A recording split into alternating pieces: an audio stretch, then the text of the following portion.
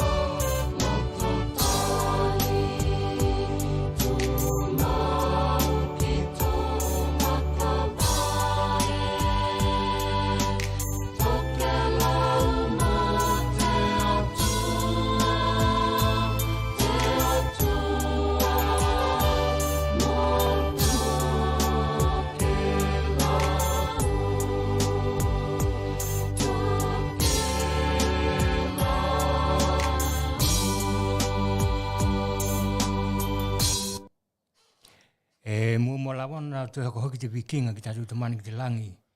Ki tōna loho mo tōnanga lei mo ki tā ua Tokelau. Kua mai ai hoki o na to heiloa ki tā ua i lunga tātou polokalame tēnei FATOFATOGA o Tokelau. Tātou polokalame hoka hala watu i Brisbane nei. Mai ku te hate nei a tolu o me luahu lusululua. Hoka tālo hatu ai ki te maluko lua te uluhina Tokelau. Wena hoki e kaukauna te tua, hata hai tau langa ke heke. Kai mai ai hoki, a tātou tamana, mātua, tāpo kinga ki rātou mō ki tātou. Tātou polokalame tēnei e whakahala watu mai e mumalawa o na whakailoa ai ki te maluko lua, te kaurongolong, ka mai e hoko lua, e mata mai i lunga tātou polokalame tēnei i he taimi. E hakolongono mai ko lua. Talatalo no ai tātou polokalame tēnei ke he tahi uhi o ke he tamana hoki ki a Ron Pereira i te ngaluenga tamohai maono heo hoki ki te nā tamohanga i nei ki te Tokelau Rugby League. Ia mai e wena hoki o na i e hoki tāpu noa ke mata mai e hoko lua ki te tātou polokalame kai mai e hoki ni ngā luenga a te mātua tēnei kia litia mai awa ini tamahainga ia mo te hokailoa po takahalau mai hoki ana ngā ruenga I lunga o henua I he taimi ko whanu. Mai e wena hoki e ie he taimi e hokalongolong mai ko lua e ke talataluna ai hoki na haiblokalami e nei kini mga tua hoki e tuhe ki te o mai mamau I te konga tenei o Townsville mō ni tāhaonga te whanau ki I lunga o te netball I te wumba.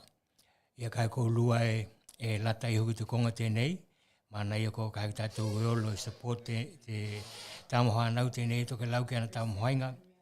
Ia a tonu e maua hoki ni a konga ma langona I hoki ki tā ua, ma ki tātou ma kai ko ki tātou eolo I mata ma hea poti a tātou whanau. Ia koko tito he kia pōliwia, ka tau mai atu mo te malu ko lua tu hei hoki ma tātou polokalame. Tālo honi? E vena hoki ni haka malo atu ki te malu tātou kāinga. Ni alawa tēnā haka hoenga me ki tātou I te vai aho ko te kātunei. Wiki a te aloha o te tua ko te whai loaki ki tātou te hui tēnei aheo. Antonu honki e veo na matau atu ki nā haka nonoanga. Haka hoenga I ma tātou kāinga Tokelau he aloha. E ka vea lawa taimi tēnei ke hoka pāwene a tuai ni alohaanga. Peni hoka mai henga hoki ki nā kāinga. Ona ko te malanga te o te ani tamana peni mātua hoki. Peni hoanau hoki. Ko te aila, ko tātou polokalame tēnei, e tuku hea ko atu mai te ohuia hoka lalau o te Pasifika TV and Radio, I ki nei Brisbane nei. Langona lawa te huihuia ki te hawanoa tēnei. Kai vē ki tātou polokalame, e mana tua he lua I tūlā te tātou katoanga tātou polokalame. Kai vē ki nā hoka nonoanga, he aloa tātou ka inga Tokelau, kai mai heko lua I nei, hoka hoe ngai mana hoka nonoanga. Ki aloha te tua, haka make keke atu ki nā loto ongohia, poko nā loi matapaku hoki o nā ko te malanga te oti ani tamana, ka mai he hoki whanau, mahe mātua hoki.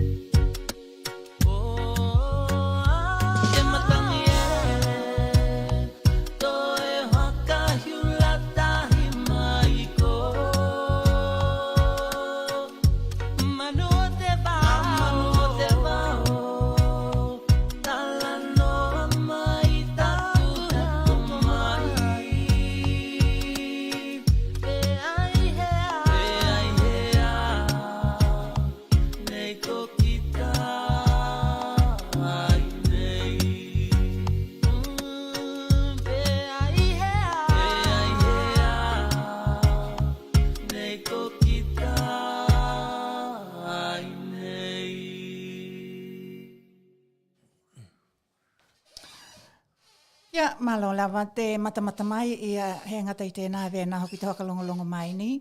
Tātou ka inga Tokelau he tau mate ka hoka wau lawa tātou polokalame. Ia hokamali atu hoki ka hai i e waenga ki tātou tokalahi nai maheni whakalongolongo mai ki a tātou polokalame. Ina vai ia heo iwi lawa na i e lahi hoki lawa na tūlanga e te tauna hoka tino e ki mātou, ia a tonu e vea lawa na mātau mai e koutou, na i e hoki ni ngā luenga nā hoai loto tātou studio ki te hoka hounga, kai hoka mali e atu ki i he tahitu. Kai vea ki te tātou polokalame ki nā tūlanga e te tau o nā tuku atu i lunga tātou polokalame tēnei. Mua te tūlanga tēnei ki te tokalahi o ki tātou i e nei, ko malanga i te malanga te hotini, a tonu ko he taiming ali hoki tēnei, ke hokaleo venei atu ai hoki tātou, mō ki tātou kai ngā Tokelau, e te tahu ke lawa ki tātou, o nā ki kila hokalelei, ki nā mea tumutumu i e nei hokatahi ki tātou. E te tahu ke lawa o nā hakahihilingia ki tātou, pe hewe ki tātou i nā mea tumutumu i e nei. E vea lawa ko te kupu, e hiliko te puipui ai lo te tongohitia. Dei tū tēnei, hai pēr tau maa kai ko lua e oloi nā hokatahinga ni peni maha pōponga hoki lawa. Ona ko te tūlanga tēnei ki te atu ki te tokalahi o ki tātou, kai mai he hoki te heoloa Tokelau tēnei, ko hana i te malanga loa ni. A tonu ko ni kupu hoki lawa ko tuku atu i te heawi tēnei, a wai he tātou i loa tūlanga tēnei tutupu i te waitau nei ki nā maliu. I e nei hokahe ngai ma ki tātou o ia te lawa lā. E te tau hoki lawa o nā puipui ki tātou e ki tātou, kai mai hia e vea o nā mātau mai ko lua ko te COVID hulu iwa tēnei, ko i hala lau ni, ko i tutupu nei lawa i nā waitau nei. Hewe hoki lai hoa ia tupuko hea, kai e te tau hoki lawa o nā tuku atu a wā e he tātou mautinoa tonu ni, ki te tokalahi o ki tātou, pau tātou kā inga hoki kua momo e pe kua malanga i te malanga loa ni. He tahi tū, iki nei, i tulo, i niuhila iki nā, heo veko te tala tēnei i te tau o nā tuku atuai, he hokai loanga mō koulua. Ko te mō ki tātou i e nei e ki kila e malanga ki hea mō Tokelau ni. E te tau ki tātou o nā ki kila atu vena, ki te awanoa, poko nā awanoa, e te talai, te nā wakalele mō hea moa. Ko te kikila e veo na tākua mai te maa lo hea moa, e kikila atu ki te mahina o au kuhio me he tema, peko he tema hoki. E ve hoki la ki nā konga ni, e kikila atu hoki e ve ka tau mahai hoki lava o toi ka mata nā konga hoa nau. He ngatai tēnā, ko nā tūlanke he kehe i e nei na e whakahoe ngai me hea moa. E tātou i loa ma mautinoa te hoai ngatā i e ki ei, ona ko tēnā.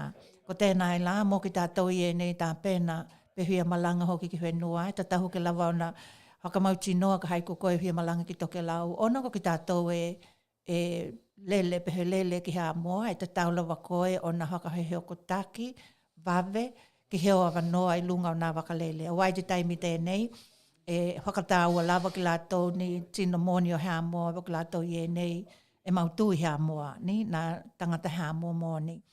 Ia ko tona winga mo ki tātou i e nei ki ki lātou ki malanga ki Tokelau, ka hailawa ve hea i e he vaenga tokalahi o ki tātou ki ki lawe nā. Tātou mātau mai ko te pōra tēnei e veon hokailo mai e te palemia, te hiunga te palemia o hea moa, ko te mahina o au kuhio, a tonu hoki peko he tema, te kātatala aloa ki ai hoki te pōra hea moa ki huaho. Ia kai mai he ki tātou i kinei a Hotalia, ma Niuhila, ma Whiti hoki. Ni kona henua i ena e tolu e tākua mai. Ia kai mai he e hea hui atu hoki ki Tokelahi o ki tātou Tokelau, kua lewa te hui hoki ki henua, kai ono kona tūlanga venei, ta taulawa ki tātou o na kikila hokalelei ma hakahe o taki, ni ki lātou i enei, hakahe ngai ma te matakupu tēnei, ka hai koe akilia wano i lunga nā wakalele ki hea moa. Ko he tahi o tātou tālai te tau hoki una tuku atu i te honei, ko te i Niuhila e iei te hokalawe hoka hua heki, tu lou te mamalu tātou kāinga. Ko te hokalawe hoka hua heki tēnei, nā malio ai he tamaloa tolu hulu tahi una tau hianga. Ko ia tēnei nā e kawe lo, ko te forklift, ni? Tala vau te tamante tēnei, tolu hulu tahi una tau hianga. I te tai au nei, e hai tau ma longo nai hoki te aloha, ko te tamana tēnei, ko he tamana tonga. E tākua mai ki te haka lawe hoka hua heki tēnei, ia nā tau mia i te forklift. Ia nā tau mahai, nā ki lātou i nei te ngā luenga ke heo ani, kai ona pau hoki lawa ko te mamaha o te forklift, ko te ia a tonu na kawea te me tēnā ma tūlanga ka aloha ai hoki tamana tēnei. Ia, a tonu hoki lako taimi tēnei, mō kou lua i nā hale hoi ngā luenga, lahi lele nā hakalawe hako hua heki ki kila atu ki ei te tupu, tātou ki kila hakalelei. Ko nā forklift hoki, ki kila hoi lawa he koi lope ta tau na hoi nā huhi pākua nā tāwale i e, nā tāwale hoi ngā luenga ni. Ko weka ki tātou kila ki ei, ko nā hakalawe hako hua heki, ka hoi tātou ki tātou e noho tāpena, ke nā he pā ki he tūlanga veia, e te tauna muli ki nā tūla hono pui mai ai ki tātou, mai ni whakalawe venei. Tito, o na hoki ko tito nai ngā lue, i he ngā luenga venei ni tau heanga ua teka, ke tuko atu hoki hea wanoa, ke hoka i loa tu hoko, kia te kou lua te ao ngā, ni te ao ngā. Ia tēnā te maluko lua kalongola mai ki tātou proklame, ona hoki lawa kana te tūlanga i e na hakalawe e ne hoko heki ni, ia, a tonu taima hoki tēnei te maha hoa. Ona ko te lahi o nā mea tupu hoko hoa heki i loto i nā halahoi ngā luenga. Ia, heki lewa hoki i te waia hoki te ko te kā, he tahi tamalo hoki tēnei. He tamalo hoki tēnei nā ngalo hoki i lunga i Aukilani. Ia, mai ko te tolanga hoki tēnei, ki te pui o ki tātou, ma i loa e ki tātou nā tūlanga e te tau o na hai ai tātou ngā luenga. Hai ki tātou ki lātu e he te tau o na hai nā ngā luenga. E tau lawa na haka e hili, pe tala no hoki ki nā tino e pule, nā tūlanga umu i e nā wā, ko te seki o nā tino i loto nā ngā luenga. Ato no hoki, ka heilawa hei loa e nā pule ki nā mea tupu, ia te tau lawa na haka i loa ki e wa e haka hala lahi hoki nā halahoi ngā luenga ka hai tupu ni mea e heo tia hoki ai e tahi tangata. Kai hakalongo mai ke haka heo atu tātou proklame. E tu mai kani moni mo la lolipo tama e vangana mai te aloa nei e tu tungu mai e tu mai kani moni mo tama e vangana mai ko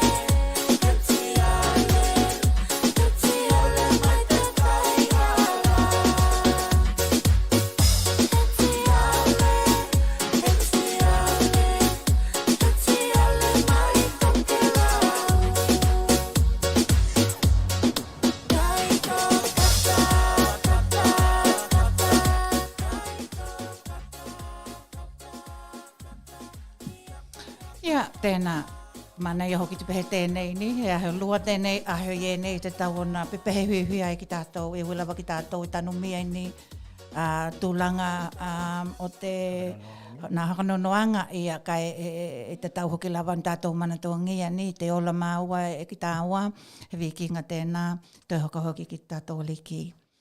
Ia kai ve ki tātou polokala me, ho ve, ko te awano hoki tēnei, ka mata toai hoki ki mau he talatala ko te tātou mtākupu tēnei ka hokatalanongi ai hoki hitu ngāne pehe tamahānau hoki a ki tātou a Tokelau hea moa ni. Ko ia tēnei nā ola hakatahi ki mātou i te haitua o ki lani, the Richmond Togs, hakatahi mo te mahutanga tupulanga Tokelau ni.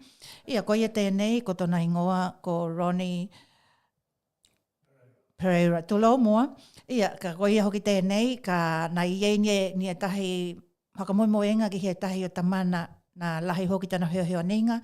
Ia kai on hoki lawa ko nā hakalawilawe e nei, hakatau ki nā hakanonoanga.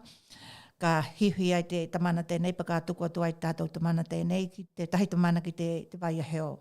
Kai ko te ahiahi tēnei, kua maua te hawa noa, ke heo ko taki ai ma te petalatala noa ai hoki ma te tungane tēnei ki a Ron Pereira. Ia, ko ia tēnei, lahi lele tona o ngā. Lahi lele tona o ngā i te lakapi liki, ni? Ia, i nā tauhanga hoki e nei, kua te kātu nei, e ie hoki lawa ni moi me tinga mai ia. Ke ie he hao mo Tokelau, ki loto o te lakapi liki, ni? Taimi tēnei ka ko e hili lawa te toho kalongolongo mai ki tamana tēnei, pako tūngane tēnei ki a Ron. Kai mua, hakahetai ki te awa no Ron. Thank you for coming on our FATOFATOGA o Tokelau program this afternoon. Nice to see you. You still look very young, Maloni. Ke langona mai? It's your time now. It's your time to say hello. How are you?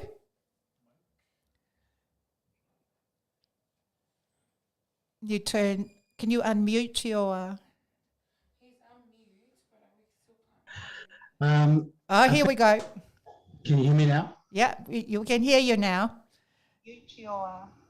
How are you? Good, thank you. Here we go. Can you hear me now? Yeah, you can hear you now. Okay. How are you? I'm really good, thanks. Thanks for having me.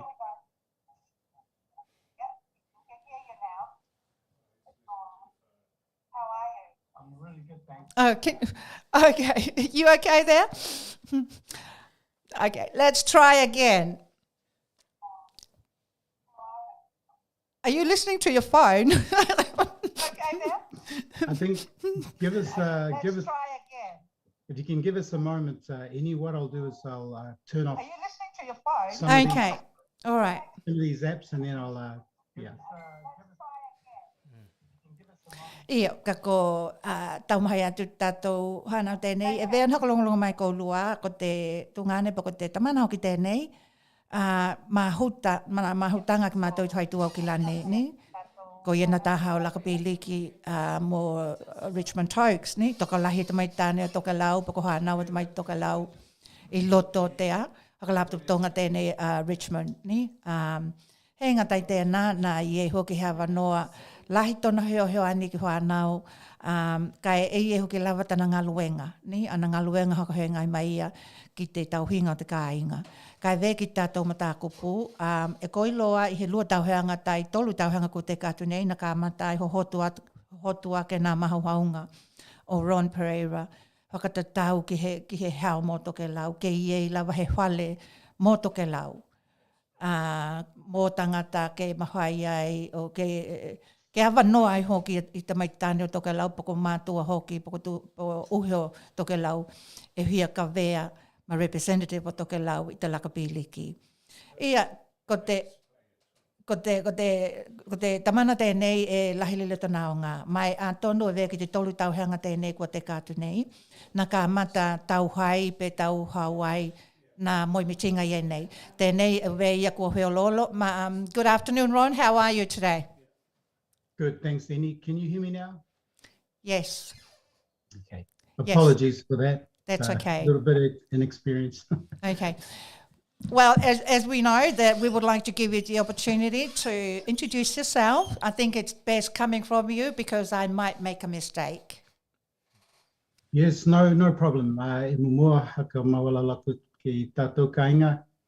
Ko au e le mālohi te haka Tokelau. Been raised in New Zealand and under a very strong Samoan household. We didn't get the opportunity from Dad to learn the language. So first, just want to apologize to our people watching your broadcast for my poor language skills in Tokelau.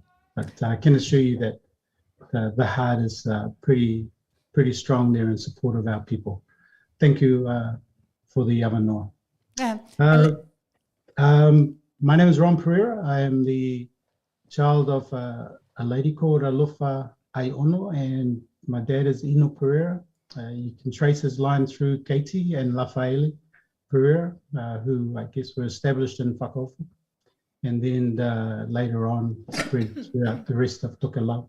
So that's my lineage. Wonderful. Well, there you go. Now we know, because I didn't really know the depth. Now I do know. Now you might have to go for a crash course in Tokelauan today.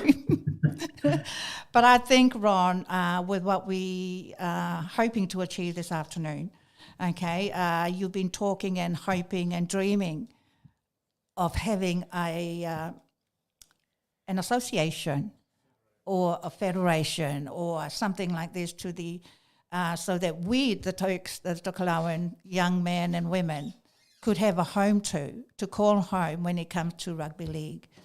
So please tell us about the dream. I guess the idea of a Tokelau Rugby League as a national body is not a new one. And I was fortunate enough to be part of the 1986 campaign that was taken to the Cook Islands to represent Tokelau under the guidance of Ioane Yosua and Tiona Vulu.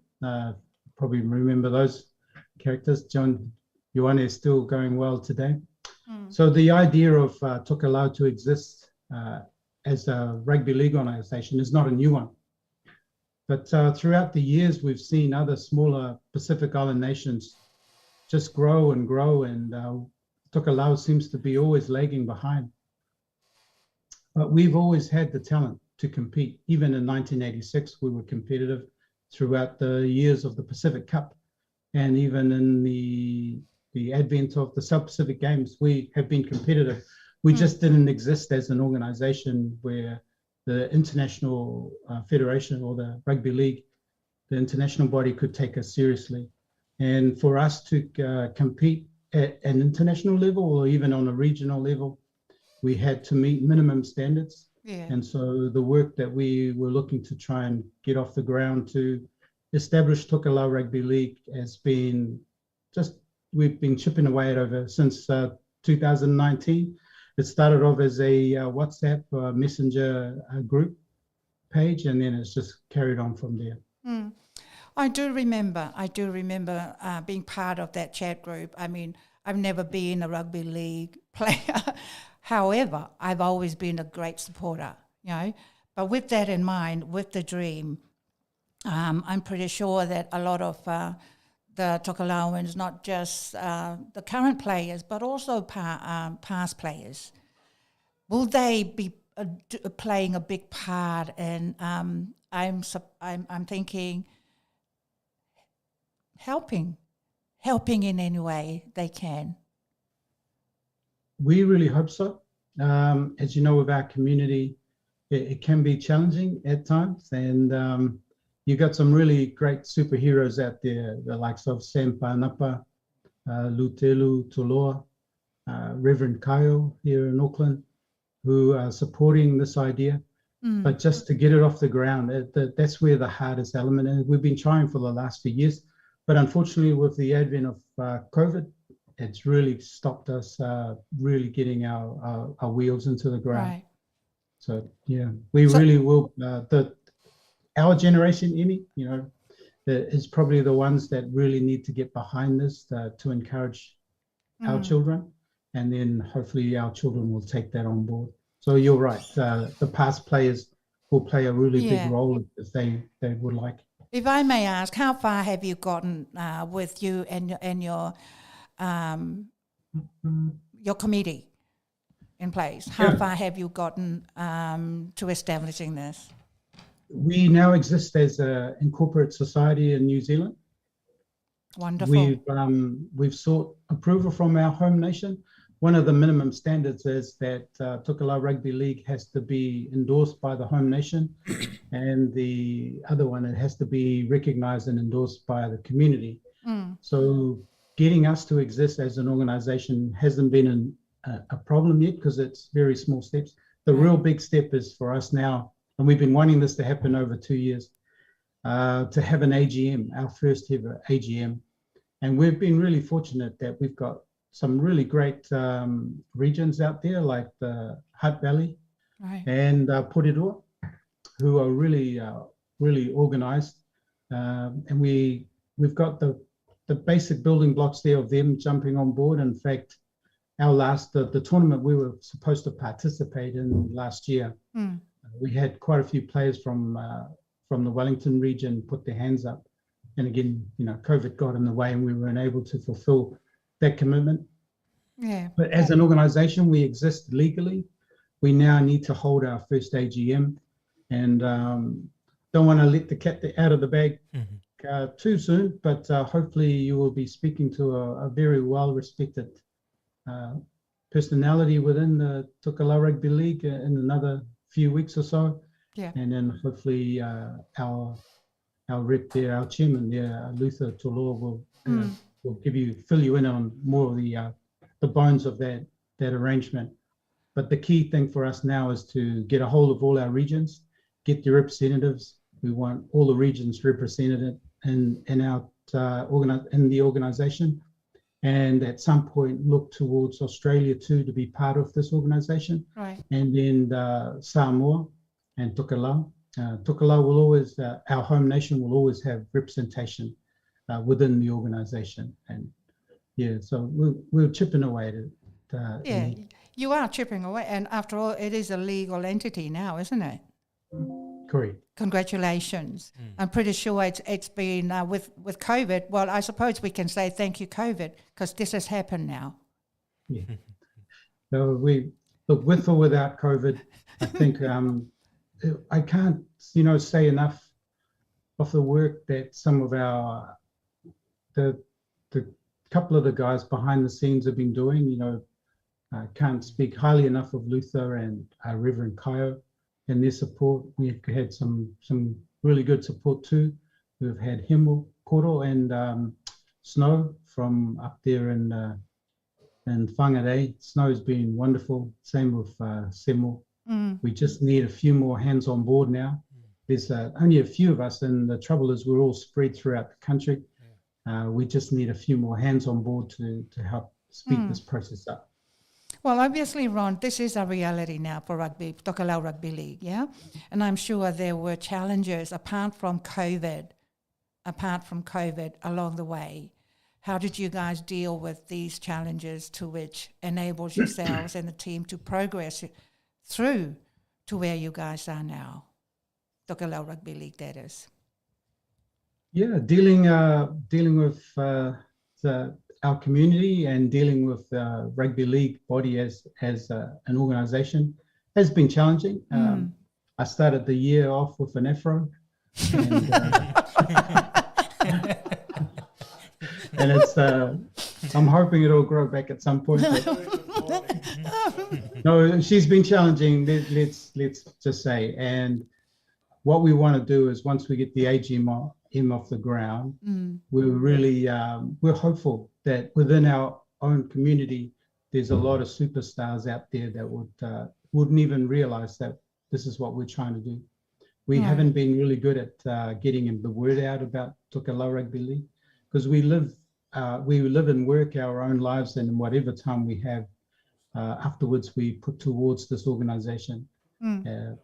As you know, Reverend Kaio is a very busy man, and he, whatever time he can avail to us as an organisation, he does, and he's full of good ideas. And as you know, Lutelu he's supposed to be retired, but he's such an active person in the community. But he chips away at it as well, and we can only wonder how much more strong this organisation could be if we had a few more hands on board. Very true, and I'm thinking along the lines of the attitude of supporters. I think it is really important to be positive and support this. What sort of support have you received from the community at large? We, to be honest, Wellington has been great for putting their hand up. As you know, in our community, they are so well organised. They've got a lot of good leaders down there, and we're not talking leaders in general as a community. We're talking specifically about rugby league. In case I, offend anyone. We're talking in terms of specifically rugby league. So their organisation is really good down Wellington, and they were happy to be part of the tournament that was on last year. Auckland will be a wee bit challenging because, as you know, it's a very gifted region. A lot of good people, a lot of good kids that play the sport, but we just seem to be a bit weak around that solidity as a community at this stage. Right. So that's something we're working on. Ben Beau has put his hand up to come on board, and we're hoping to catch up with him soon. But as you know, Ben and Netta are also quite heavily committed in the community as well. Yes. So again, we've got a small group of people who are committing their energies into the community. It would be nice just to cast that net out even wider and have a bit more hands to not only this little project, but I'm sure Greyland PIC and the Auckland Mafutanga would love to have some extra hands on board, as well as our families down in Rotorua and Taupo. Yeah. And we've even got a rep from Christchurch. Wow. So it's the South Island, and we're hoping to build on that. And his children are very talented kids, and I'm sure there's tons of talent out there. I mean, you just have to look at Sydney and the talent that's there. Well, we just need to make sure that our machinery is really well managed and well built to allow for us to compete at a higher level than just club. While you're waiting for the AGM, is there any foreseeable tournaments that you would like TRL to be part of this year, since 2 were cancelled? Yes, we were fortunate enough last year. There was a new rugby league organisation that was launched called Pasifika Aotearoa Collective, PAC as it's known in short form. Okay. And in that organisation, there's New Zealand Māoris, Tonga, Samoa, Niue, Cook Islands, and Tokelau. Make sure I haven't forgotten anyone in case somebody... Tuvalu. Tuvalu, actually, we're hoping in the not too distant future to be part of the organisation. So there's Samoa, 7 nations, and we're already in plans for a tournament at the end of this year in October. It's going to be 2-pronged. There'll be an October and a January competition. Right. So that's where we're planning to now. And be nice if Luther has been working on some funding and to try and get our uniforms off the ground. So there's already plans in place, but Pasifika Aotearoa would be a great organisation for you guys to have a look at a bit more, because during COVID, we didn't feel the international body or New Zealand Rugby League or Australia Rugby League, for that fact, were really paying enough attention or giving us any credit for the players that we provide to the game. And while they were happy to compete with each other at the national level, we felt that there was really poor attention given to the development of us as minor nations within this region. And we were starting to make some noise. And thankfully for us, New Zealand Rugby League has a really great CEO at the moment, Greg Peters, and he's really open, and he's opened up the door for us to have a closer working relationship with them. Same with Auckland Rugby League. So yeah, we really tip our hats to Auckland Rugby League and New Zealand Rugby League for giving us the opportunity to really be part of it, because for them too, COVID was really interfered with their revenue side of the business. You know, they weren't able to hold their tests against Australia or Tonga. Although this year New Zealand will be playing Tonga here in New Zealand. So the only place that they could look to give their players some competition was us, who are in their backyard. Right. And you know, New Zealand Māoris are a very strong nation. So is Tonga, and so is Samoa. So is Tokelau. Tokelau has got a lot of untapped.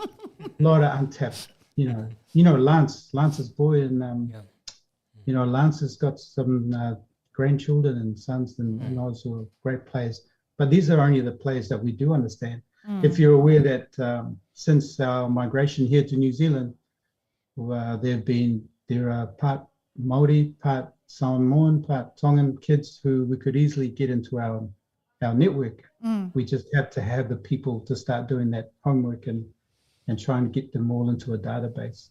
So heaps of work to do, but we do have the talent. We know that. Yeah. We just need to tidy up our operations and our governance. Right. So when are you guys thinking of holding the AGM? Just so that, you know, have you had any discussion with the two yet? Yeah, we tried to hold an AGM 2 years ago, last year, and we were aiming for this year, but COVID just kept getting in the way. We weren't able to travel. So we've been putting out correspondence. We haven't really done anything this year, but Luther and I have been talking quite regularly in the background. We've just to sign off as an incorporate society took a bit of work, getting the finance side, the bank accounts done. But in terms of the AGM, by the time you have a chat to Lutelu, hopefully we'll have some dates lined up. Our people, though, I have to say, in terms of Zooms and Zoom meetings, it's a pretty it's an interesting exercise. Yeah. We'll get better as the year goes on, I'm sure. Will it be open for people outside of Wellington or New Zealand? Yep. Like people in Australia? Yep. How do they find you? We currently have a Facebook page, Tokelau Rugby League. I'll send some links across to you if that's all right at the end of our interview. Again, please be patient with us. We are trying. We're just a bit low in numbers, and we've got the skeleton, the bones of this organisation sorted. This year, we hope to dress it up a wee bit more with some extra hands on board. And if there's way we've been trying to get somebody to deal with our social media, right? Which is really key to getting the word out there at the moment. So at the moment, between mainly Luther and myself, we're doing pretty much 70% of what we're able to do. Yeah. I'm pretty sure there'll be a lot of people, savvy people, that is able to work out the phone and all those things. Now, I reckon, well, I don't know, for me personally, are you looking to approach people who you feel that will actually make this association thrive in the near future? Or are you looking for people to approach? Are you headhunting? Are you headhunting? Well, within our communities, we kind of know who's good at doing what. And those people who have particular skills that are useful, you find they're already being shoulder tapped to help out with mafutanga things. Right. And so, you already identify within your community some pretty gifted people.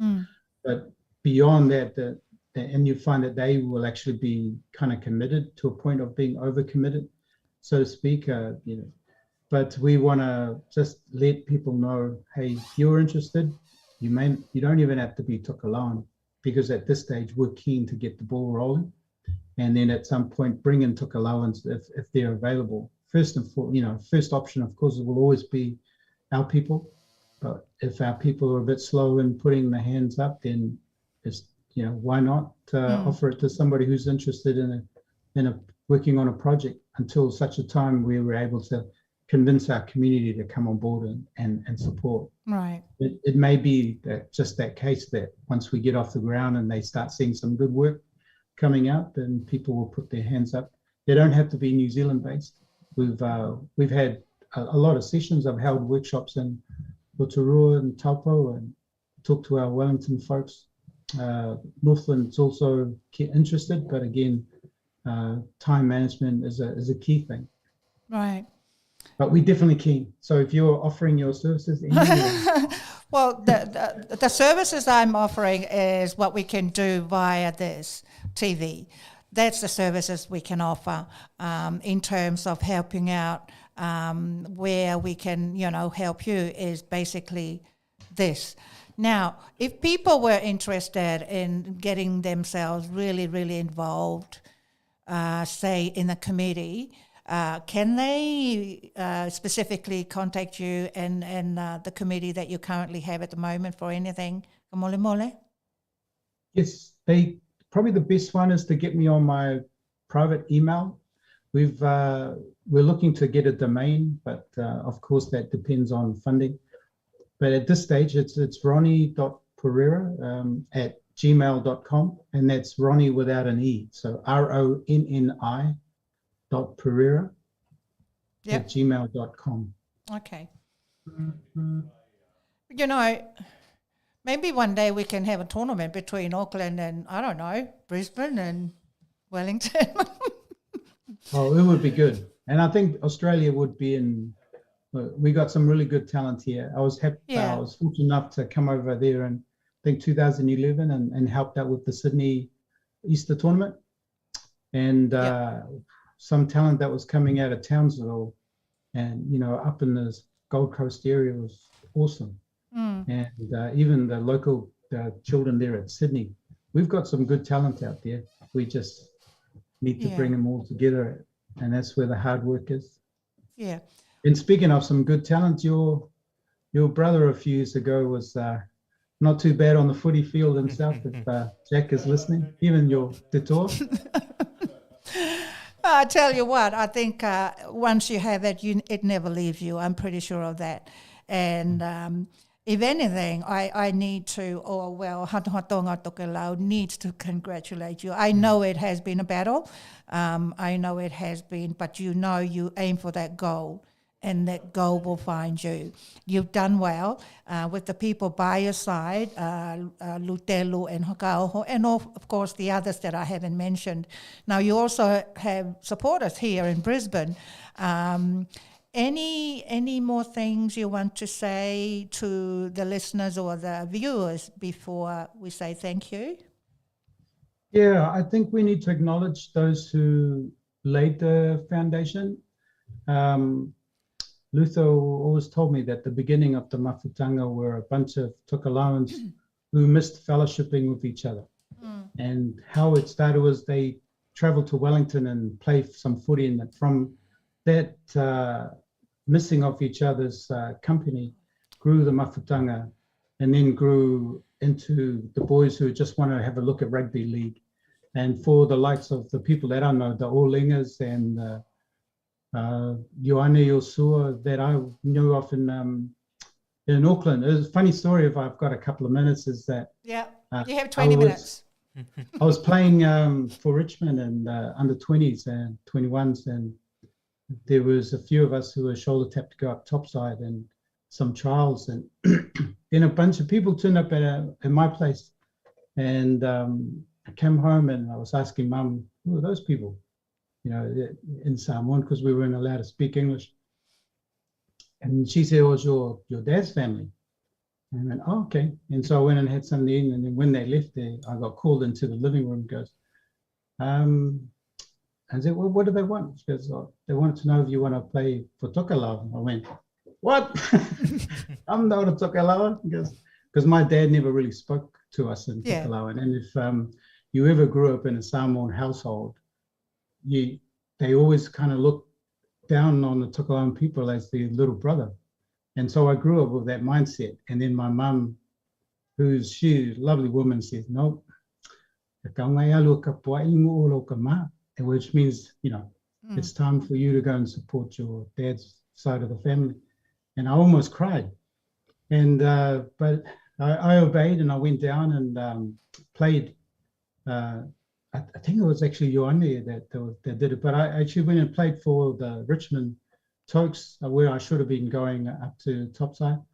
And yeah, that year was 86, and I ended up in the tournament down Rotorua, and from there ended up earning national honours and on the footy field, that in touch, and I haven't turned back since that. And my mum's family used to tease me of being a Tokelauan, and in a year or so after that, I tried to get my siblings to come along. But now I'm even though I can't speak, my heart is Tokelauan, and we're going to do this work and hopefully get this platform organized where our kids can get captured into our system and no longer going to Samoa. In fact, Samoa is one of our number one targets. I would love to kick their backsides on the paddock. But where I go now with my mum's side, they understand, I'll always, it's at funerals or family gatherings, I'll always speak what little Tokelauan I speak as part of the welcome, and just to make sure that we acknowledge that. My sister and I had a bit of a row and say, why do you do that?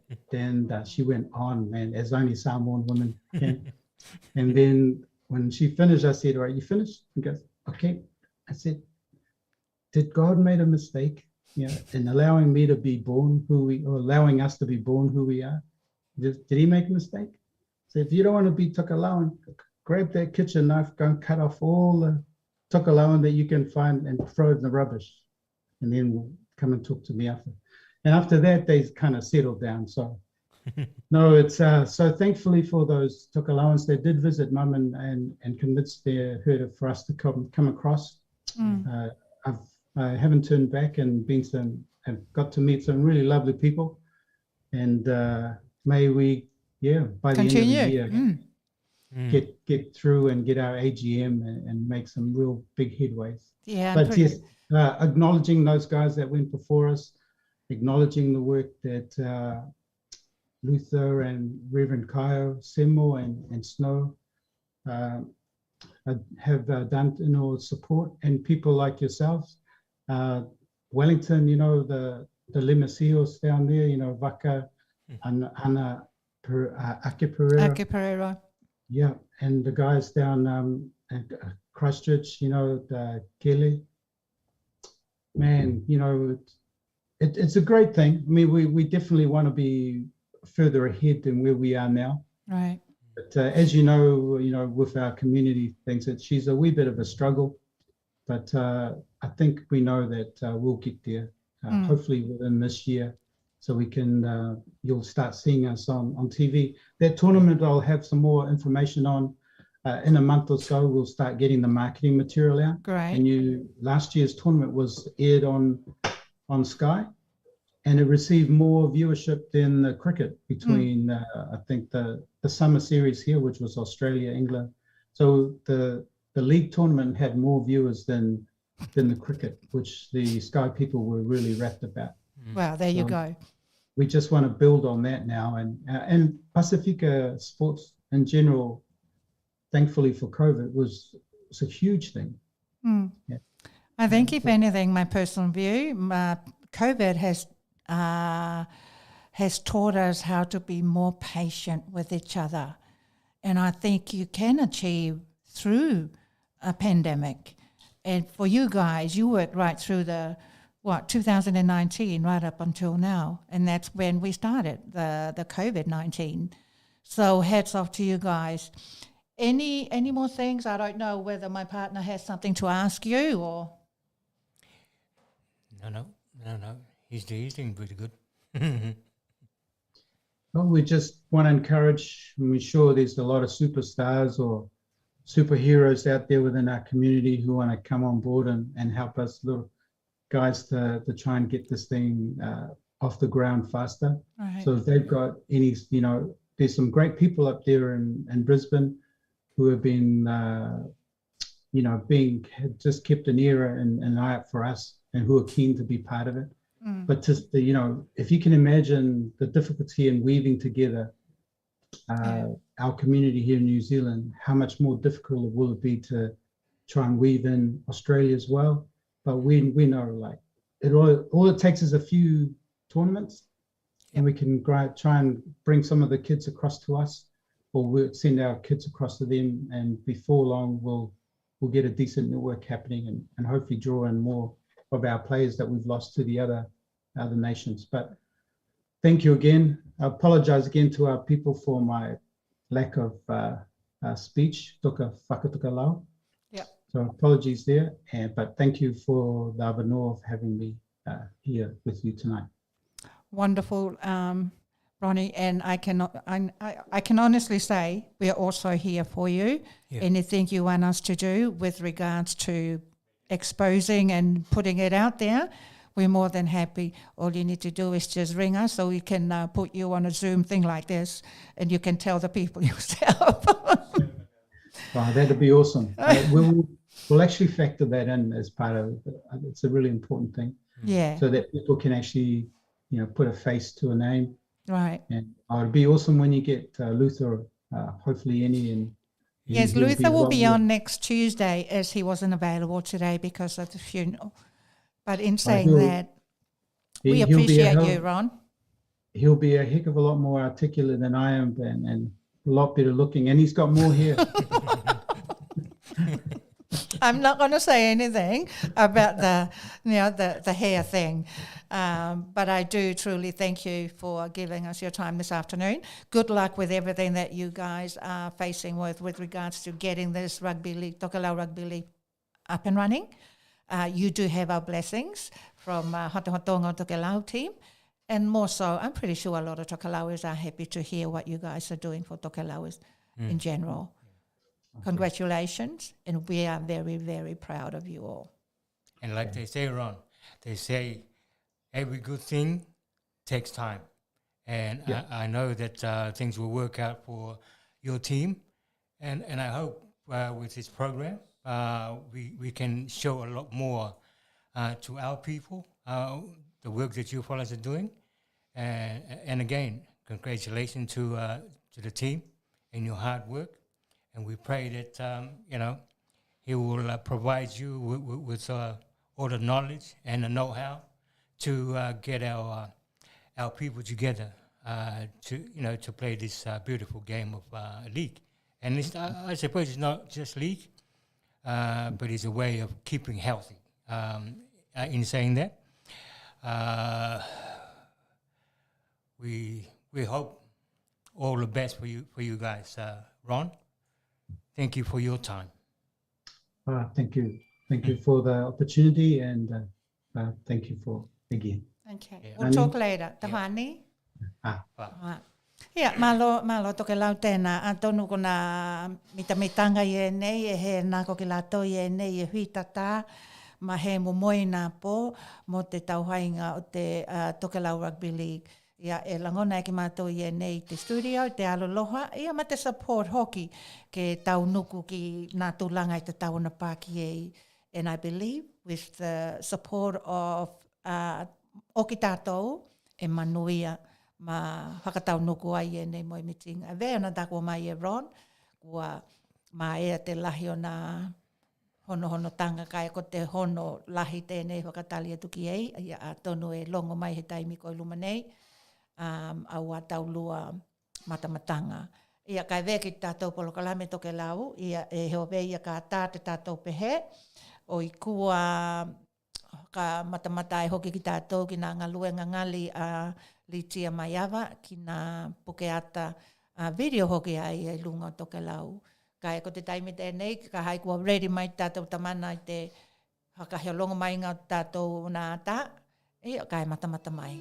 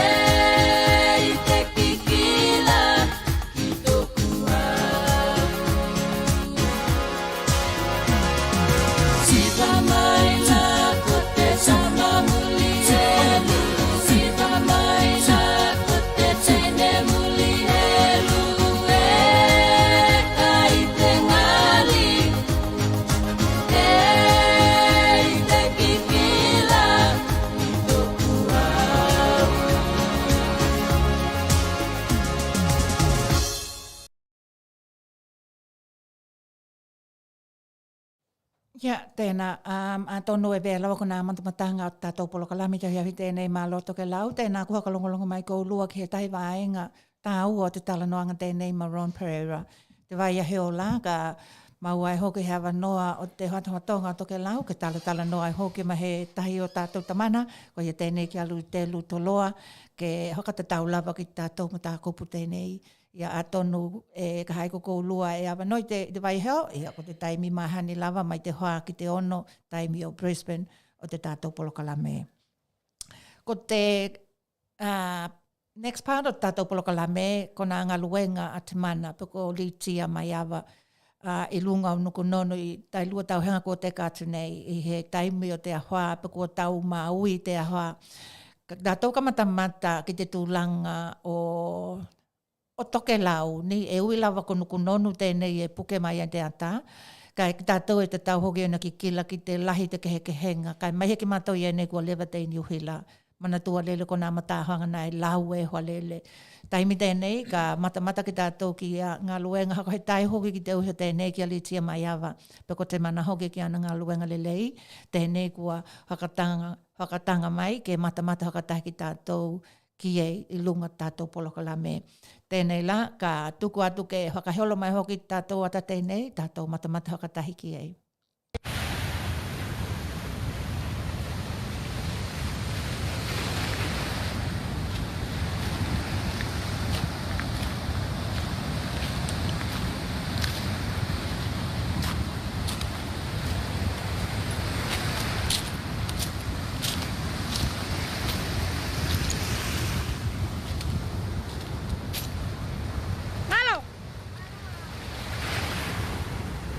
Tātou aha tolu tēnei, mai te aho hea, e tu hea e mana hiringa o te tau. O au e lai vai tui tua i te nā konga o toha leo o he tō, ma toha leo la hela. E toki te mai te mātu a kānanga tēnā. Pakugi lalo, e lua ia hale nā haina i te pō, ko te hale o he tō, mai nā pakugi lunga te lakau. He lakau wate na pakugi lunga te kato tua hale.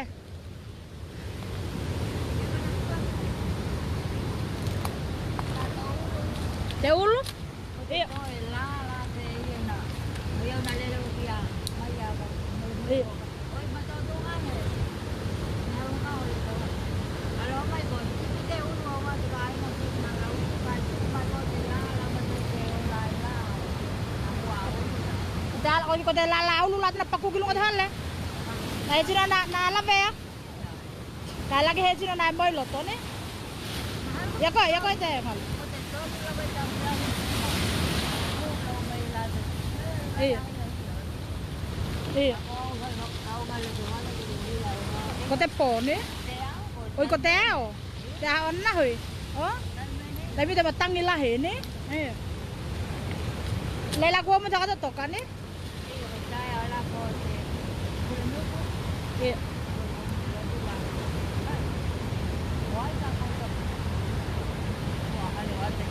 Iya. Iya, manta ba ko luto ke lau ka e heo lo te tai ni e la vetu lo ve tali ngalu. Lahi te kain. Iya.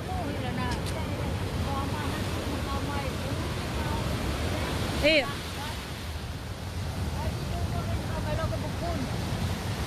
Udah tahu na hai tali ngalu.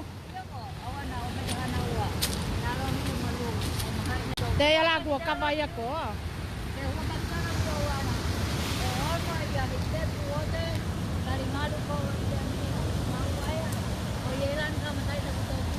Iya.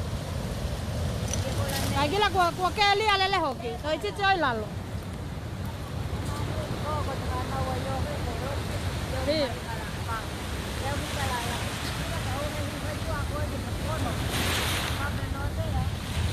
Iya. Iya. Iya. Gua kabe detai. Kote la kau te rapakui te po. Oi kote aho ke laman ko he te nai te la kau te. Nai tu la mai e ko. Oko. Kote kita mai kote kana ba ka to la de na ko lalu.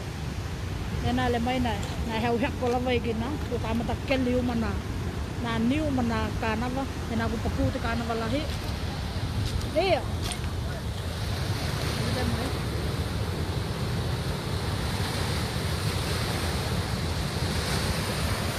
ate kanava la de na ko papu bila lo ko to kita mai te okay Hello?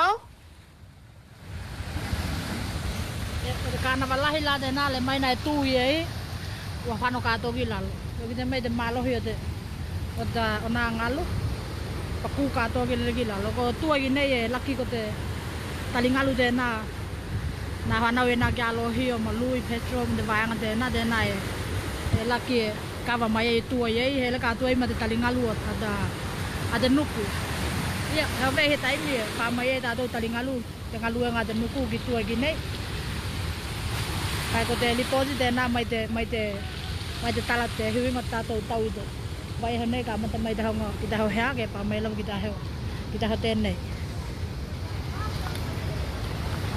kita mai ve to ka hai he fai ngai fai ki nei ko te tulang pa ki ai ho gila te na ko te to ji la pa ku te niu te pula de gila lo ia mana o nga niu yen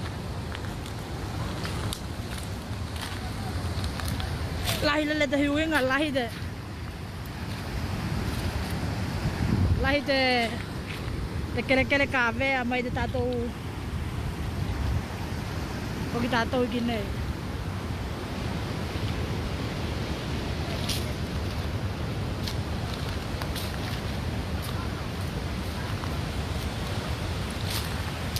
e kai ki tatou hele ka tu ve na ki te na kongo te vai a hanga ko tau he lo da home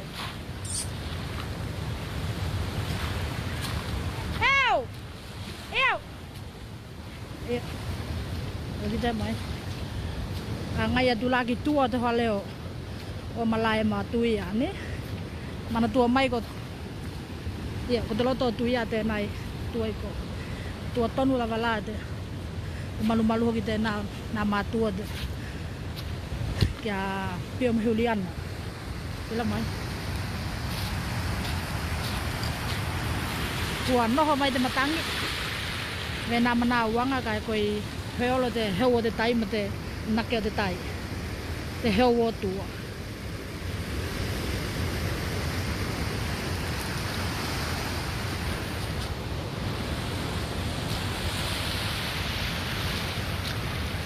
Ye ta to lai ngai ve tu.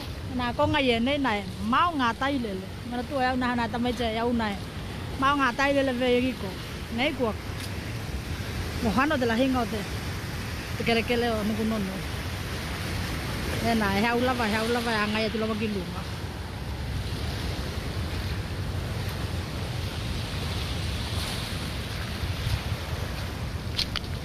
Ko matua he lava he. Wa ka ve matua wa lahi te vai ngai ka ve. E ko ye talingalu ka ko he ma ke talina na tai ngalu vene. Ya. Malu la de nao. Na ka pio mo Juliana. E laki hoki la vai taligila. O te tai na pa mai leki lunga ye.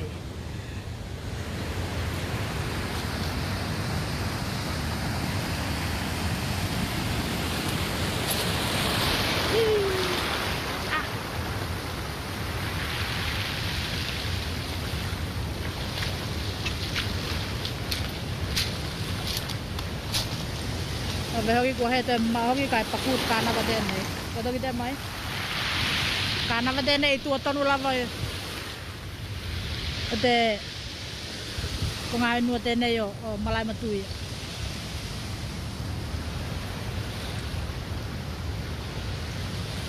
lahi de hiwing lahi lele malai mau hiwing ngai ikin nei ana tu ai au talingalu de ia kai nai mang nga tai le tem ta hang nei ko hem ne Bila mai. Na talingalu hogi kini. Na pa mai le ngatai kini. Wa ka ve uma le te tai.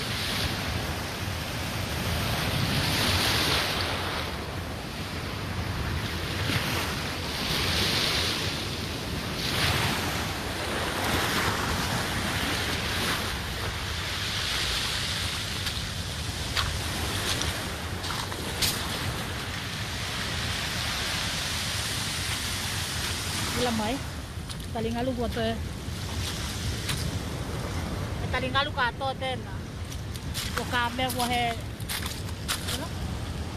Tao mea ko kabe de la hing. Tao ko talingalu na ngata. Haule le ngata gila loy kine. Dena ko lahi de kabe ko tai ko ngahe talingalu to lo. Kabe umate hatu nai lunga ye. Tato yang ngai tu kita bayar hang. Ya, tahitu tena bayar hang tena itu ai ho mato hole. Odo kita mai. Lahi ho kita kabe ngako ye. Lahi ngana niu nai tu gina na pula. Ya, dena ko padu elek ngau ta de. Sabe ko tato padu ke he taime. Ka mo he no gila vade ngalu ngate na tamana ge ahio. Mana talingalu ye na. Sabe ko tai ko padu gilu. Ya. Na ngalu ko hati mai la vai tu ai.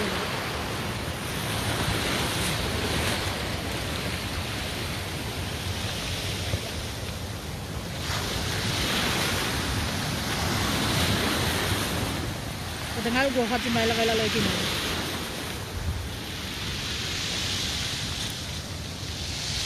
Lahi dah hiwing ada. Lahi dah hoi nang ai na. Na hiwing ai ne tu tau. Tau kila tu dia bai mau kage. Nang ai tu tak tu mutu ya.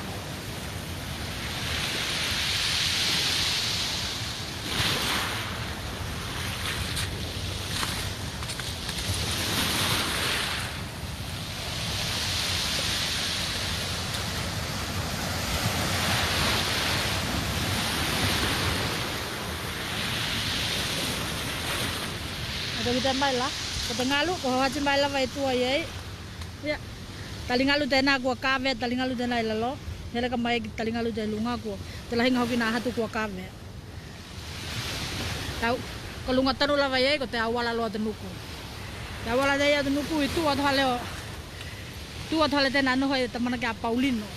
Hela. Wahe te mau ga. E laki ko te Hai ane talingalu tena ye lave aki ai tato lau kele. Tau tu kodo vai ba. Tato ka to yang ai ve tu kela.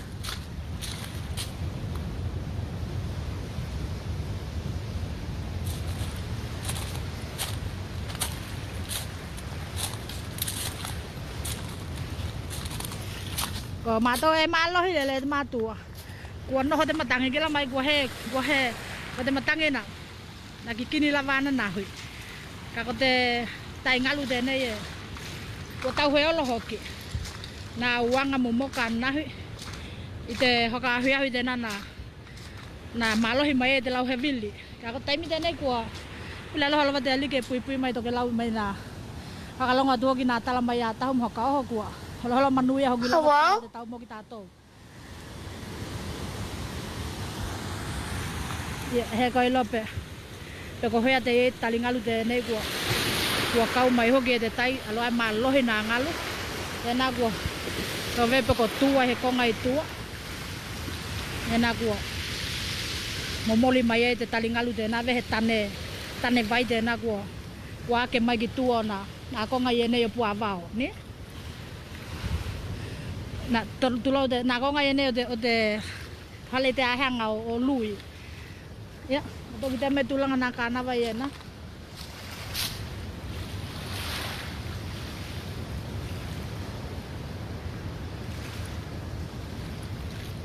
Hello?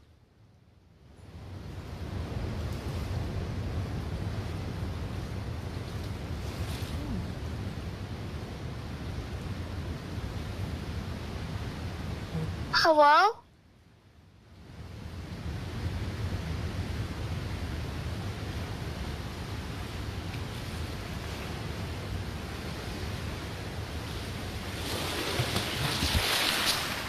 Lamai. Wa keli dia. Na kana vai nei. Na ko to kita mai na kama to mai lo kana vai tu do hale o heto te na ku paku. Wa helo mai na kana vai na. Ko hano lava ko heula va tai ngau. Ka heula tai nei, heula tai era na. Veo te kili tēnei ka. Hai, ke hoka ake mai hagu waka veia ke le tue tātou kili tēnei tue ki nei. Ni malai. Le hua katoa te tako haka noi. Ia, aloha atu mau koutou ni. Ia tātou la kua pāma ki te whaiaheanga. Nā konga i nā tātou i te tahi tū ki motuhianga. E maua hoki lawa i te vaianga hoko tahi te nā kua lahi te kāwenga.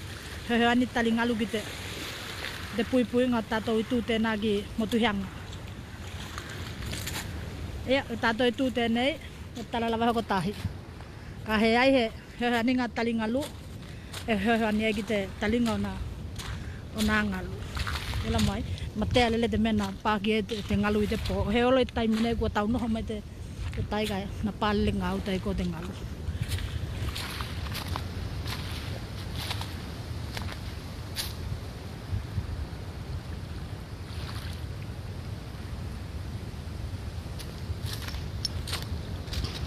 Na vai lagi te mamā manaia.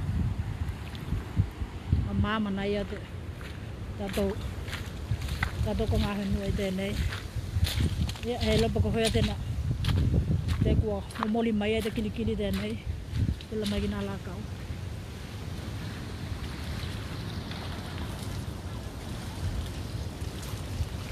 Ha? Now okay, translate.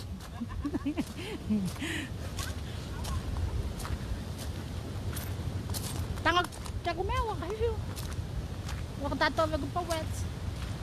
Tako ia phone skola. Ke hana o tami na mai tahitu. Maua mahelani thali pochi. Dahane.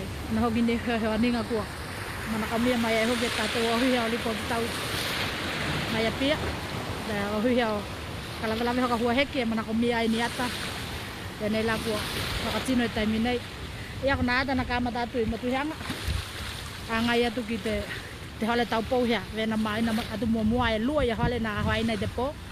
O toki te nā ngaluku. O hati mai lawa i tua te loto tuia. Te maha katoto veau ki lunga na iau e pelu o te ngaluku ngātai. Ia ko te hale mua te nana mai nātu mua ko te hale o he toi tua. Ne mai ko te la uluna na ngau i te matangi e pakua ki lunga o te hale. Ka elelei hei he tino na ahoai nā. Ia matatou hale lai muli te hale o tau pouhea. Ia ko he la kānawa hogina. A hoaki e te matangi te nana paku ki lunga o te pito o te tua hale. Whanoke he kātoa ai tea.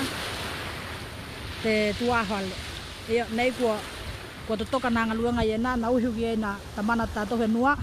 Haka toka i tua i te hale o ateliana. Ia ma wao. Ko taimi tenei ko tau lea ku malolo. Hai lato mea kai te talikilangi. Oi kua iloa e hoki lai ki nā pehea te tonu. Pe kua te hoka iloa e hoki puka hea tūlanga tau kua e mo Tokelau. O tātou ka. Angai vea tuki. Ngā tai. O toki te mai. Te vai aheanga tēnei.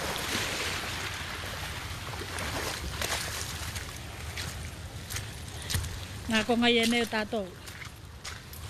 Ia. Konga tēnā o kōle tama amato. E laki hoki lawa ko te talingalu tēnei na. Talingalu na ko te tain hatu laki longa ne?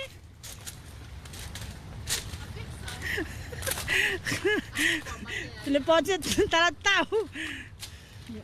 Lagi te mai ko maua lunga lele te kili.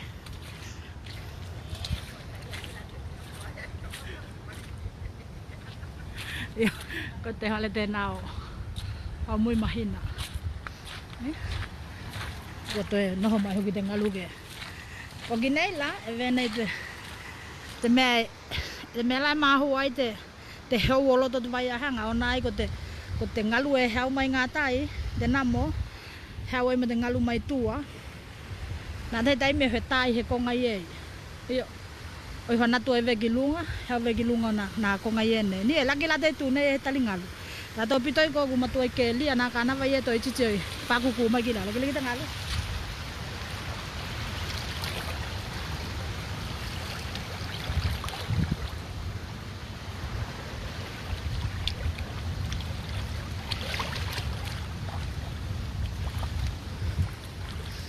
e hana tu lai ei na te dai me he tau ei na ngalo na te dai me ku he tau I lalo te o te alahi maha na ke gilunga te alahi mate tai e toko tua hoki lava I te toki te atu te ngalu te nai ho hati mai tua e kila lagi tulanga pagi ai tatou niu ia nai tahi tu ko toi tisi lava ko ni aha niu lava ko tutu ka tali tai me paku mai e lalo ngai vena tu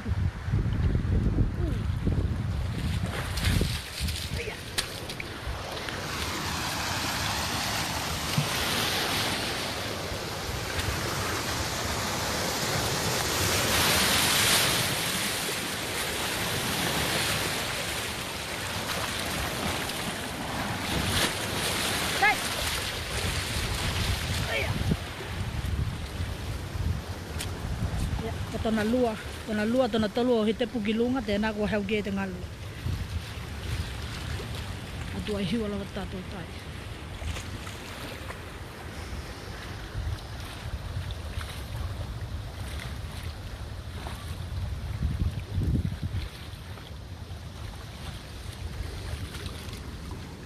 Hei, ola koutou ni?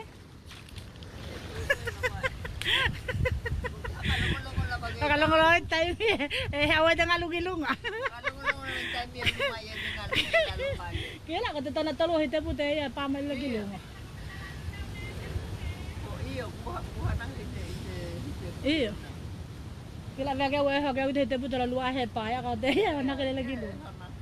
Ma hola wa e hau te tai nga tai he tai ko te lai e lepu wai ne. Iyo. Tai na. Lai eh wai kila la bagian ng alu lo la pui mal bagi tato ne kamay malag dalik talibana la lamay kita mawalunga de me pa may gate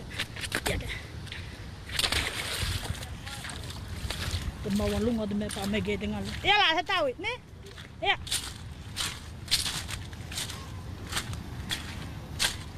Hani papa. Lamay. Tahi. Pa maya de ngalu gilunga ye. Hano lagi ten panatolo. Te ko te hati mai hogi atu.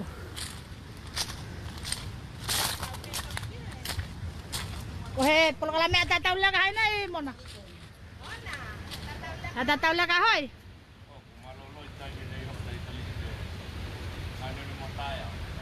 Hata tu tayo. Ở chỉ pin niu, qua của tàu heo là tới tàu.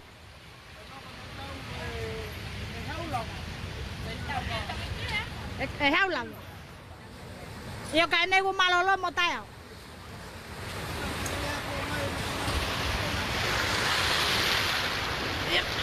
Bây giờ mày đeo cột tay. Mày đã tay cái là có tên nào là xin nào tới cái cá về.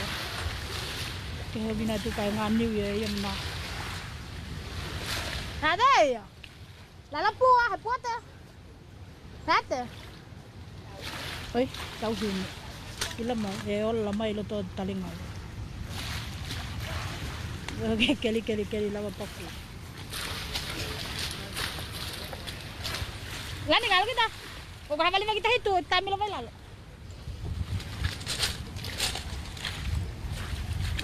Ano kami melakaw dahil ako tahay kaya yung ito.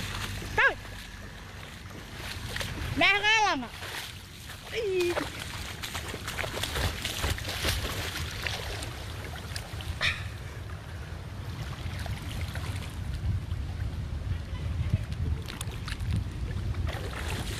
Awayaw!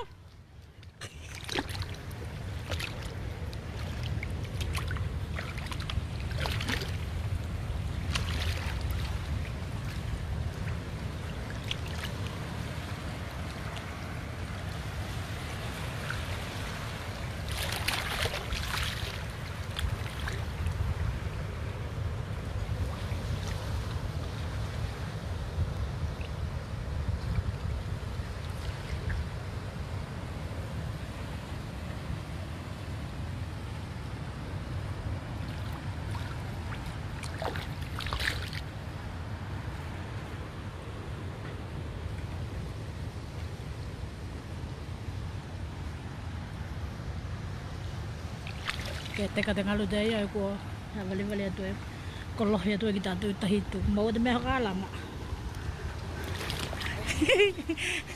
Oia ke.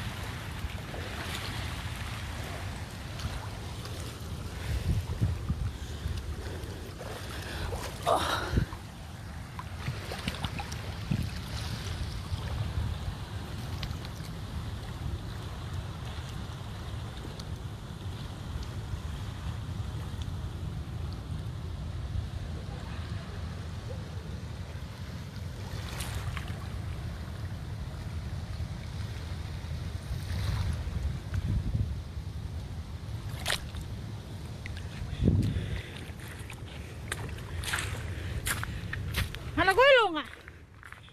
Kelo, bukan gulung.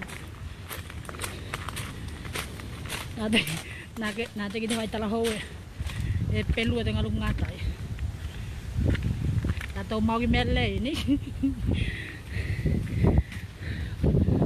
Vai tala ho ki ve ku te mahela. Te malo he nangalu.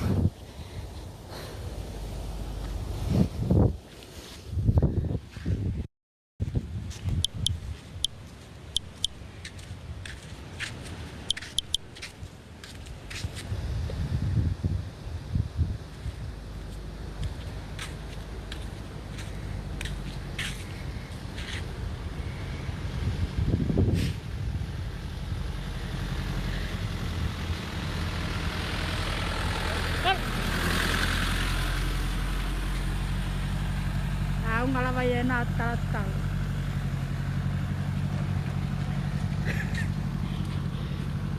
Mana de kilia de tai. Hoalla de hui takele. Kahilla de pui pui na ilo tonga hutia. Atka hai. Atka hai.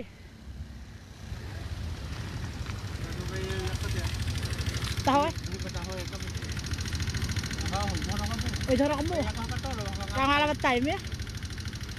Alai, eve kau kai makai hui alo. Ha. Tahu ya? Kembali.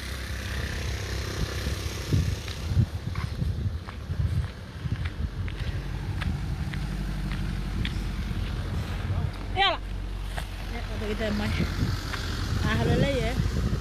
Kote tai ku pa me ki lunga ikin nei. Ahara ya kote. Dem ta hanga na ngata lele la lo himeko. Kila mai.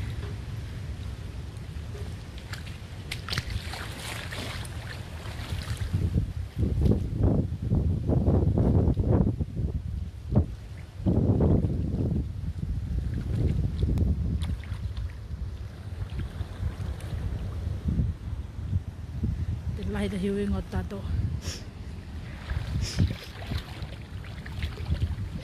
Tato wen wakke dia hoki la lo te talingalu tena.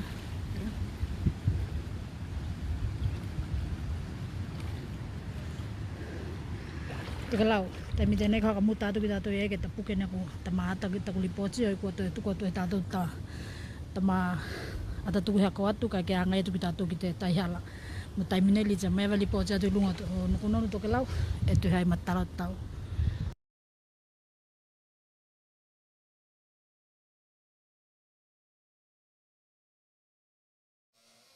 Tēnā kua matamata mai kou loa ki nā ngā luenga ngali li tia mai awa peko te mana hoki.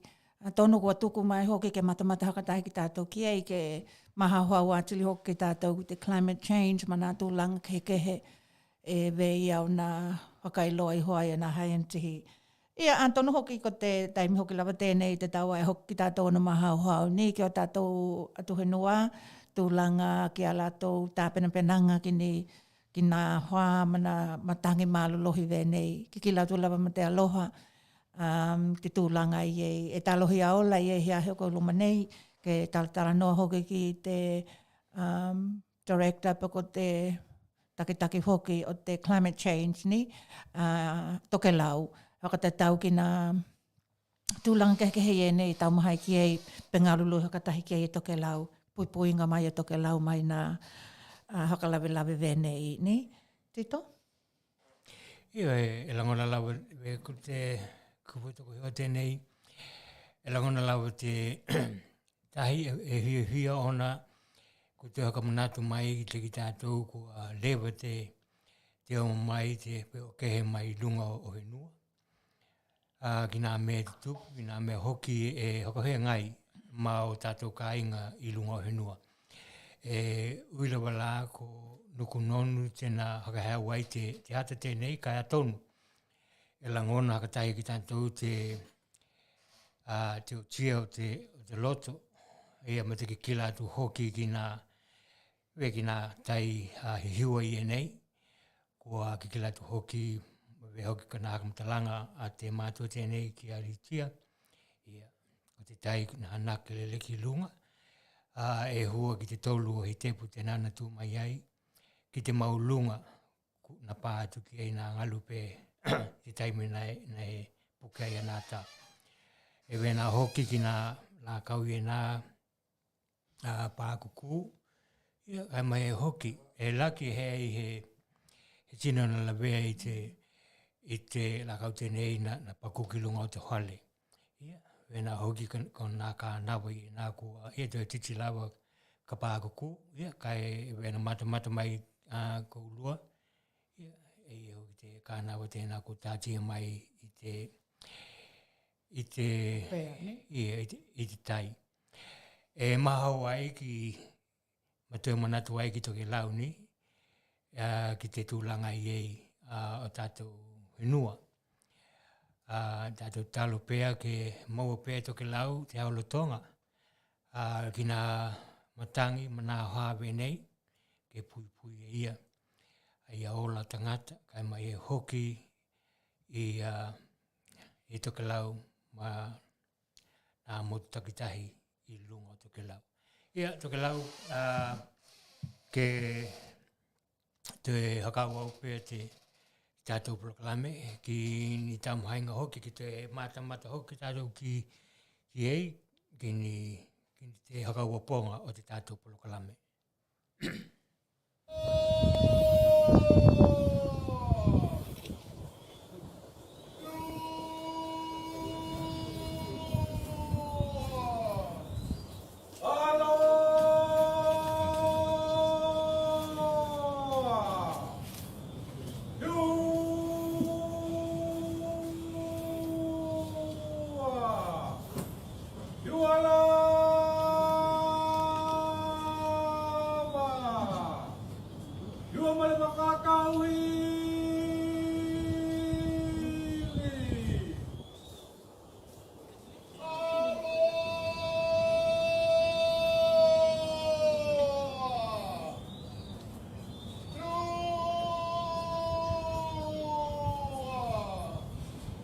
Dua lagu tu la manu ho ye kala ku manu aku tu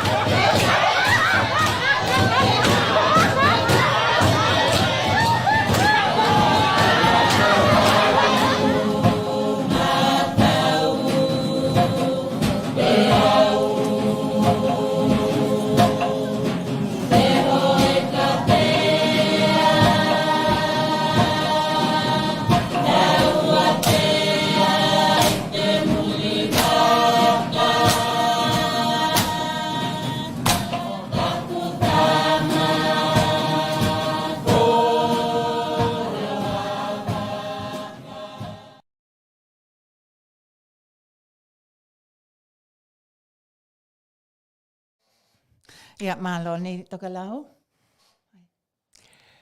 Ia,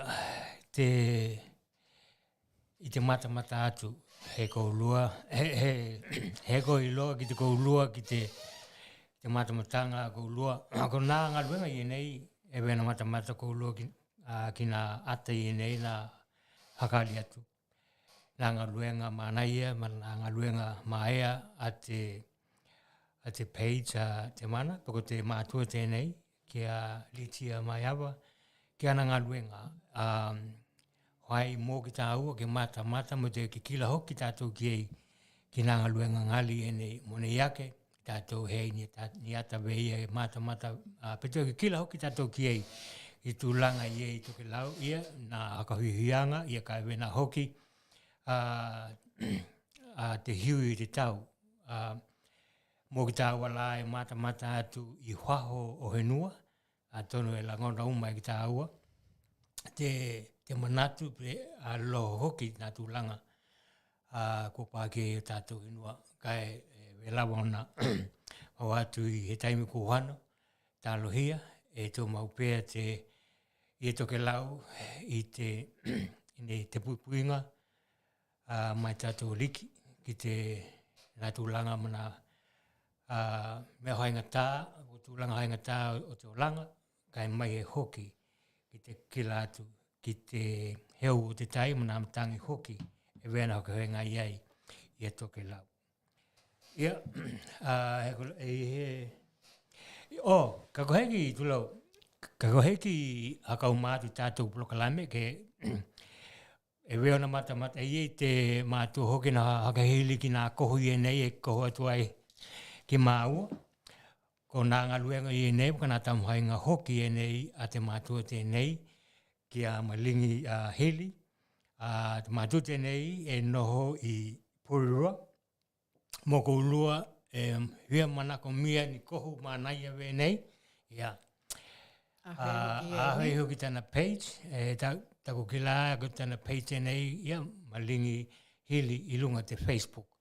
Atonu hihi lele te mātua te nei ke heo ni atu ki ni mana konga ka hoi hoko ke hokatau hoko wene hui hoki lawa na hai proklame nei ke hokatau na kohi nei atonu he mea hoki tēnā ke hoka iloa atu ai hoki te lau tele o Tokelau ki ngā luenga wenei a nā mātua a Tokelau pani te mana hoki ki ni tā muhainga ia weko nā pā ni nā te hitu pā o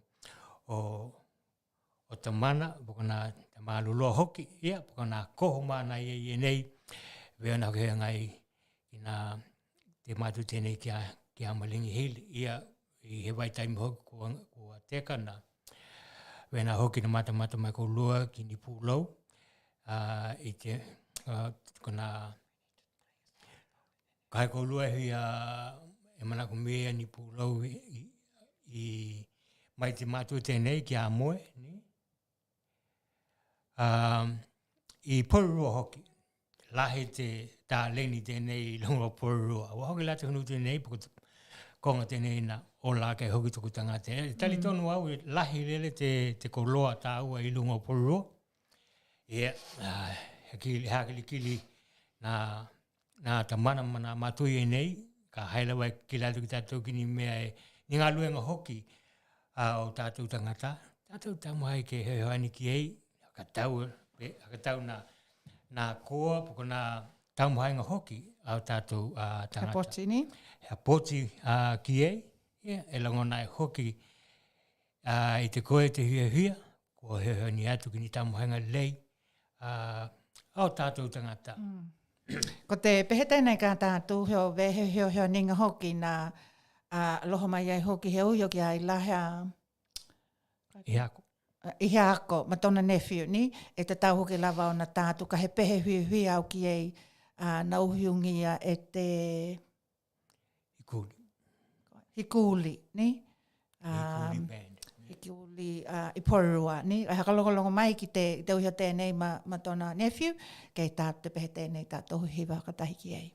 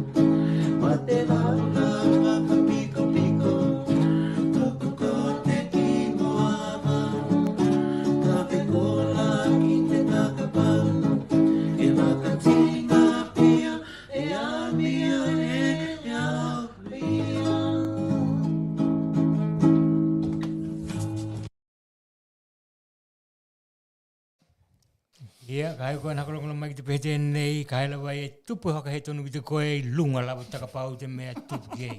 Ia, ko nā taumahenga hoki lawa i e nā, wena tako atu taku hewa, ia, ko i laha i sāko, ia matana nephew. Ko te nā pepehenga hoki i e nā, ia, nā aloha mai hoki te mātua te nā matana nephew, ki te tātou poloko lame. Ia, ka hau ko lua e huia tuku mai ni ko lua pehe ke hakamana ia i tātou poloko lame. He mea he mai ke tāuhi te tūlanga tēnā wā, poloko lame ko, ea ki tā aua. Ia, ka hai ni hoi ninga mai te ko lua e tu heo, ka hakalei atili ai tātou poloko lame. Ia, feel free ke lahu mai ni lohoanga wena ini pehe-pehenga. Kai, e weko te mother say, koko heki uma tātou prokalame, ia, ke ka weko taimi tēnei, ke momoli atu aini alohaanga o te tātou prokalame, hoto tonga o Tokelau, ki nā mātua umalele, pe ko he lawa te iei kou lua Tokelau, o tātou mātua, ke manuia lawa te aheo o mātua, ke loho te tua ke hoki atu te ola ma te mālohi wa hoki te tauhinga o whanau, ia wena hoki e kāinga. Ke loho ke lawa te tua nia lawa ni huhuanga o tātou tamana mana whanau ke haka breakfast ai o tātou mātua i te au hea, ia ko lua na muepala tulou, wawe ala lele e hoai ni he breakfast mau tātou mātua wā, ko tātou mātua, he tā ua lele mātua i roto ka inga. I te mea ia, moli atu nā alohaanga tu tātou poloko lame, te hoto tonga Tokelau ki te koutou uma. Ia, ka mai he hoki nā mātua i nei, e hea ni pēr mai ki tātou poloko lame, kia li tia mai awa, wena hoki e niwe, ia, wena hoki e nila, Vena hakalongo mai hoko lua ki nā tātou poloko lame, mana he ninga hoki e nā mātua i e nei. Ia, ke tuku atu ki tuku hewa, he tu hei hoki ki te pei e hoki ni tahi kupu, kako heki hoka uma tātou poloko lame. Ia, mālo Tokelau, kako heki hoka tōha atu hoki, ka wea hoki taimi tēnei, mo ki tātou iki nei Brisbane nei, hoka i loa tuai, e te tātou whanau mai Townsville, kua taunuku mai ki Brisbane nei, ki he tournament Queensland Championship i tēnei tipolo. Te hauhine tēnei ki a te aloha Paulino, ko i tēnei kona mātua ko me leka Manuele Paulino na papa mai ki Brisbane nei te hui ahui, i a tonu ka hai e hui a kou lua i loa te konga, ma taimi o nā tahaunga a te whanau tēnei ki a te aloha. Hanau tēnei kua i loto ku hili ngia, i loto te kaua kuini helani i te under 15s, ni? Ia, a tonu lako ia e ia e hau i lunga te vaenga mai te North Queensland, ke represent la tō vaenga. Ia, ka haila wala i e ni mātua, mani tamana e hia poti atu, ko Toowoomba, ni? Te konga ka haka taunuku ai, nā takalonga i e nei, mahai ko lua ka e he hoko taki ki a Meleka Paulino, e vena hoki ma Manuele Paulino, na i ni maha huaunga ke hakatala no i lunga tātou poloko lame, ia kai ona hoki ko te tātou taime kua tālawa te taime te pālangi e te tokeha tuai hoki he tahi tū. Kai muna la, heo vei e tuku atu he tālau tōtō te tournament tēnei te whanau tēnei ki tātou, i te vai hoko luma nei. Kai vena hoki hakahetai lahi lele ki a te koulua na heo ni mai, ni taratara noa ngai lunga tātou poloko lame te hanei. He ngata ki tungane tēnei ki a Ron Pereira, Kai vena hoki ia li tia mana ngā luenga ngali. Tēnei kua te wai hoki tātou polokalame hatohatonga Tokelau te hiawi tēnei lunga te ala leo poko te studio tēnei at te Pasifika TV and Radio.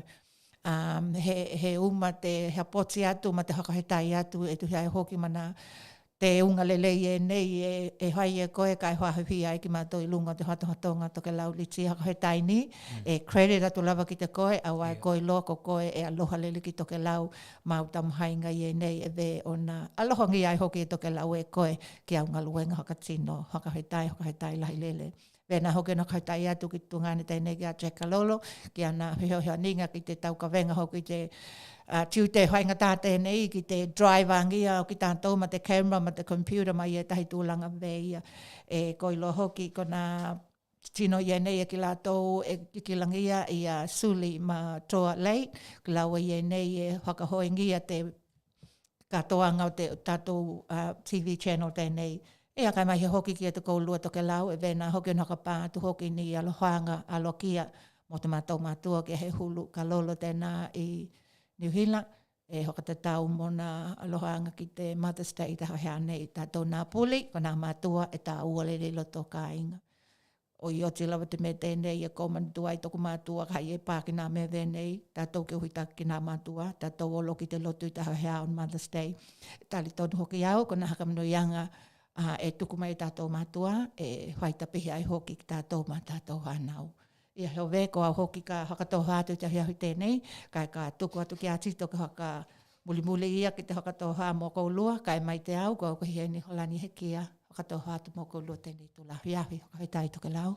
E Tokelau te hoki ma teimu kua kawana mai tātou polokalame, e langona lau te hia ke kaukau nātu mō te malu koulua Tokelau, e te hoki ni tamuhainga ni alawa ni haka he tonu o nā hai polokalame e nei, ki te kawatunga tātou polokalame ka mai e hoki, te takutako o te tātou ngangana, ko loko ke aloloha makamangalo mai e nei kaukau na vai. Kai e tau mahai pēr nā hai polokalame e nei ka watu, ni haka matalanga, pe ni tala hoki ka mai hoki ni pepehenga, mō tā hokolongolongo i te vai haka auria, ka puleola tātou tu mana te langi. Ia, koko tita heke e pōle bia, kai tau mahai atu mo tātou polokalame, ia, hakatoa atu, Happy Mother's Day, aloha atu mo koutou Tokelau. Whane? Bye.